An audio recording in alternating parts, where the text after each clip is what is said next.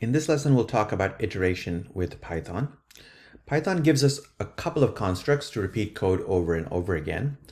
This repetition is called iteration or looping. We have seen the for loop construct before in previous lessons, so let's start with an example of that. This piece of code is a for loop followed by a print statement. So let's take a look at a few things. The first is we have a couple of reserved words or keywords called for and in. There is a loop header line that terminates with a colon. This is very similar to the if statement. There is a variable here called product that's called a loop variable that I'll describe in a little bit. There is this thing here within square brackets. This is a Python list. We'll talk about it more in future lessons, but for now, consider it a sequence of things.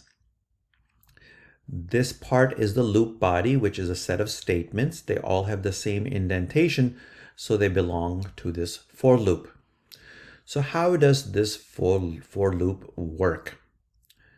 The loop body is executed once for each item in the list.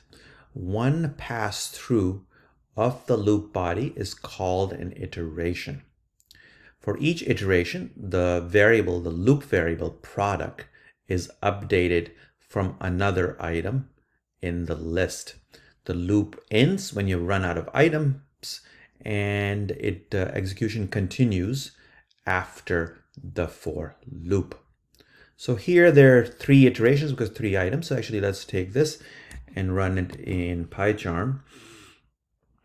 We'll open it up and do here. And as expected, it's printing a line for each item in the list. The question I have for you is, what is the scope of this variable product? Is the scope only within the body of the for loop, or does it still have meaning after the loop has ended? And we can check that by printing it. If we print it, we should see eggs, which is the last item in the list. So the loop variable still has scope after the loop has ended. Now, there are other things we can do with the for loop. The next example is one of summation. If you recall, summation is adding a bunch of numbers. Here, in this case, 1 through n. For us, n will be 10. So the loop for that looks like this, where for I in, and then you have a list of numbers from 1 through 10. And then you collect them in a variable called tot, and you print tot. We can do something similar with computing n factorial here, where n is 5.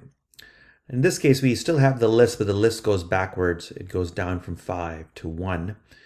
And instead of adding them, we're collecting the product in tot. Now, it's obviously cumbersome to explicitly have a list of numbers, or even more cumbersome if you have the list of numbers backwards, going decrementing with every step. We can solve this problem by using ranges. And you've seen ranges before, that when we use for loops, range is actually a built-in function that can be used to create a sequence of numbers without needing to list them explicitly. So range n represents a number starting from 0 by default to n exclusive. So it does not include n. So it's from 0 to n minus 1. Now, range doesn't give you a list. If you were trying this out in an interpreter, if you had range 3 and you were checking the type of it, you would see that range itself is an object of type range. You can assign that object to a variable called I and check its type, and you'll still see the same thing. We already have used ranges in for loops. Here's a piece of code to print the numbers 0 through 9. So for I in range 10, you print it. And since the range goes from 0 to 9, it is exclusive of 10. That's what it'll print. The summation code from earlier can simply be rewritten like this, where it's for I in range 10. You're collecting the numbers. The thing to note here, we have the extra +1 because the range is going from 0 to 9 and does not include the 10. There are three different ways to create ranges. The one we are using here is range and providing it a stop exclusive. It doesn't include the stop number. We can create by providing it actually a start number explicitly, so the range will go from start to stop exclusive. We can also provide it an increment in the form of a step, so it starts from start and stops in stop exclusive, and in each time it increments with this number step. So let's look at that in a little bit more detail with a few examples. So if you have range 3, 7, it's going to start from 3 and it's going to stop before 7, and each step it'll be incremented by 1 because that's the default value. So it goes 3, 4, 5, 6 and does not include the 7. If you explicitly provided a step here, in this case 3, 20, and 2, starts from 3, stops before 20, and every time it's incremented by 2. So you get 3, 5, 7, all the way to 19. Does not include the 20. We can also go backwards. Start from 10 and stop before -3. And the step here is -1. So it goes down from 10, 9, 8, so on, till 2 and stops before -3. So these ranges also allow us to implement the factorial example from earlier. For that, we use this range. Starts from 5, using step of -1, goes down from 5, 4, 3, 2, 1, does not include the 0. Right? The question I have for you now is, if I were to print range 4, what would it print? Or if I were to print range 9, 5, 1, what exactly would it print? So we can try that out in an interpreter. I'll open it up and let's see what it prints.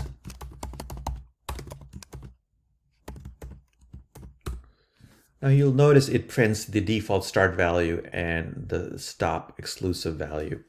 Now if we provided all three numbers, for example, let's say it starts in 1, goes all the way up to, let's say 14, and the step is 3, it'll show all three values. So it's interesting to know what that will show. Now, a range is converted into list before it can be used in the for loop. And this function called list will allow us to see what that is. So if you have range 10 and you call list on it, you'll actually see the list of going from 0 through 9. The thing to note, however, that is the range evaluation, its conversion into list, is lazy.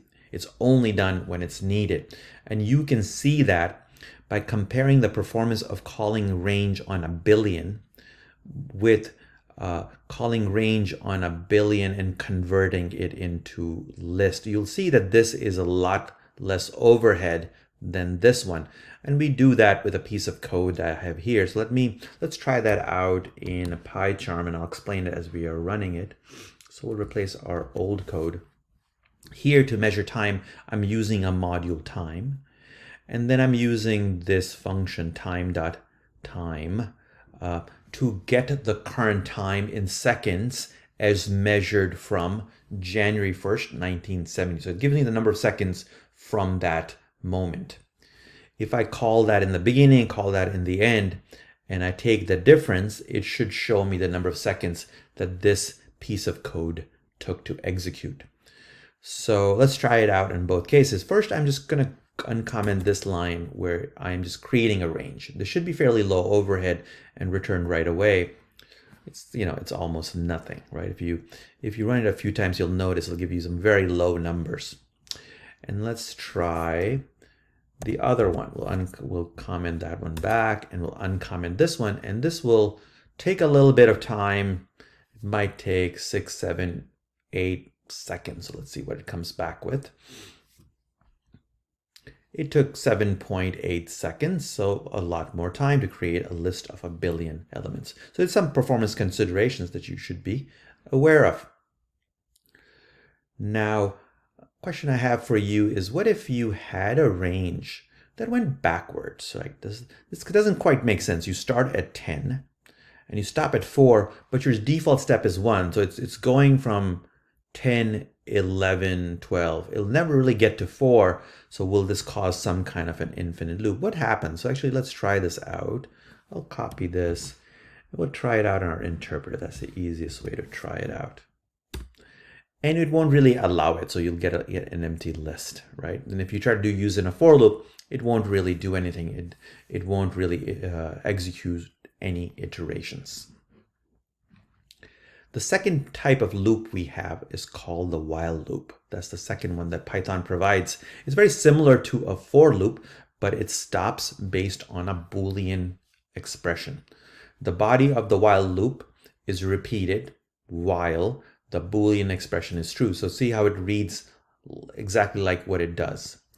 So let's take a look at an example. And this is the same example as before, where we have a number of products and we're printing something for each product. Now we have to do a bit more to construct this compared to the for loop earlier. So let's dissect this a bit. Now there are a few new things I'm using. I'm using this new operator plus equal to. This is called an augmented assignment. This basically is equal to I plus 1. It's a convenience, it's a short form. We have a keyword called while, which is a new keyword or reserved word. There is a header here. The header contains a Boolean expression before the colon. This is called a loop condition. We have a body of the while loop, which is a bunch of statements that have the same indentation. So what is happening here? I have a couple of variables. I have number of products, which is 3, and then I have a kind of a counter variable that I increment with every iteration. And in my loop condition, I check whether it is less than the number of products I have, and I print it. And if you were to run this, it'll print something like this. Now, the while loop is more general than the for loop. It gives us a lot more control. It has a Boolean expression, so it'll look kind of like the if statement that you're used to before. The key thing to note here is the body of the while loop must change variables so that the loop condition will ultimately become false. If that condition never becomes false, then you have something called an infinite loop. So let's actually simulate that, and we'll use the same code here, but we'll just comment out this line that changes I. So that is the code that we have here. The line that updates I is commented, so I is always 0. This loop will never stop. So we can actually quickly try this out in PyCharm and see what happens, experience this. If we'll do that, you'll see an infinite loop. It's just printing the same product over and over again, and we have to stop it. We have to interrupt it. Okay. Now, any for loop can be converted into an equivalent while loop, since the while loop is the most general loop. So if you have this statement for I in range 10, you're just printing it. This becomes something like this. There's a lot more upkeep. You'll notice here we have to have a little counter. We have to compare it, make sure it's less than 10. Then we have to make sure we increment it. But these two are equivalent. Now, how would we stop the looping or stop an iteration? There are a couple of options available to us. There is a statement called continue, which skips just the current iteration, just goes to the next iteration. So here's an example. I have a list that represents a bunch of prices, and some of them are negative. What I'd like to do is skip the prices that are negative. So I have a for loop. Price is my loop variable. And if I detect it's less than 0, I say continue, I don't print it. I just skip that iteration. So that's one way of using continue. There's another statement available to us called break. Break exits the whole loop, the loop altogether, right? So it's not just the current iteration. It'll just skip the loop and go to the next statement. So how is that used? So here's an example. We have a count variable that's set to 5. Then there is a while loop while true, right? The only way you're going to get out of this loop is if you break out of it, because the condition is always going to be true. So we basically print the count and we decrement it. Notice this is the same as the plus equal to, but now we're decrementing. This is equal to count is equal to count minus 1. And when we get to 0, we print countdown finished, and we break and we exit out of the loop. So that's a use of break. If you recall that these look very similar to something called exit. Now the difference here, this exit function can be used to get out of the whole program, to terminate the whole program. So these are 3 ways to stop things. As with any interesting construct, there are some pitfalls in using it. And there are 3 that I like to talk about. The first one is using exact floating point comparisons in loop conditions. So if you have something like this, while val is not equal to 0.3, we know from for loop and the pitfalls there that sometimes we think it's 0.3, but it might be really close to 0.3. It might be 0.3000004. It might not exactly be 0.3. So that's the nature of floating point numbers on computer systems. So be careful of that. The next one is off by 1 errors in looping. So this is the case where you are stopping 1 iteration too early or 1 iteration too late, and you're picking up an extra iteration, or you're skipping an iteration. So here's an example of the factorial function. And I am picking up 1 iteration too many, especially the one where n is equal to 0, which is causing this function to always return 0. So that is off by 1 errors. The thing to note here is, again, the asterisk equal to operator. This, again, is a short form for fact equal to fact times n, another augmented assignment. The last thing I want to talk about for pitfalls is, although you can nest loops, put ifs within whiles or whiles within ifs, or nest them within each other, beware of the potential performance impact. So here's an example of 3 for loops nested within each other. If you just look at the inner one here, if you were just to run that one, it loops over 10,000 items. It's going to take you, much less than a second. Now, if you expand it to this, suddenly it's taking you 10 seconds. And if you expand it to this, now you're sitting for 25 hours waiting for that to complete. So beware of nesting because of the exponential growth. For loops are also useful for reading from files. So here's an example where I'm using a module called sys, which gives me a function called open that allows me to open this file called input.txt. This gives me back a file object called my file. And then I can use it in a for loop. I can say for line in my file and print that line, right? Now, in every iteration of the loop, the loop variable gets populated with 1 line from that file. Note that it includes the new line at the end of the line. So that's why I am printing it like this, so not to have 2 lines printed. So let's actually try this out and see what happens. This should be interesting. We'll copy this and we'll go to PyCharm. We'll get rid of our previous stuff. Now, I do have an input file here. I've taken the first chapter of the book Dracula and put it in a file, and we can use that. So if I run this, I should just see all the lines being picked up and printed one by one, which is what you see very quickly, right? So let's go on. We can further actually use a while loop for each line and to iterate over each character of the line. So this is the code for that. We have a function called len that gives us the number of characters in the line, right? And then we have a while loop, and we use this, counter variable to go through each of the characters in the line. Right? This expression right here, line I in brackets, gives me a string at position I of that line, right? And I can just print that character and then keep on going and move on to the next one. So actually, we can probably embed this right into our program. We'll open PyCharm, and what we will do is we will paste it right here. So we have a while loop within a for loop. So what is happening is it is printing the first line, and then it will loop through each of the characters of the line and print it again. So it'll get printed twice.